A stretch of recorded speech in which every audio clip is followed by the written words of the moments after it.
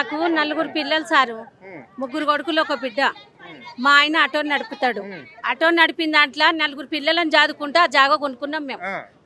ముగ్గురికి కూడా చదువు సరిగా చెప్పలే నా పిల్లలకు. ఏదో గవర్నమెంట్ స్కూళ్ళలో చదువుకున్నారు, గవర్నమెంట్ స్కూళ్ళలో చదువుకున్నారు సార్ నా పిల్లలు.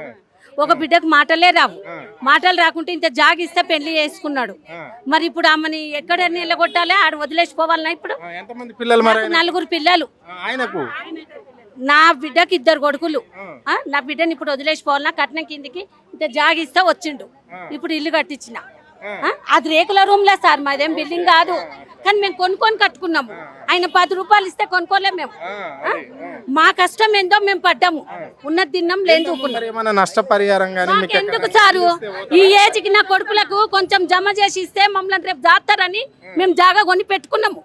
రేపు ఉన్నది పోయినాక మమ్మల్ని జాతారాలు. ఈయన వచ్చి ఉన్నది తీసేసి ఎక్కడనో వెళ్ళకూడదంటే మా కొడుకులు కోడళ్ళు మమ్మల్ని ఎవరు జాదాలే?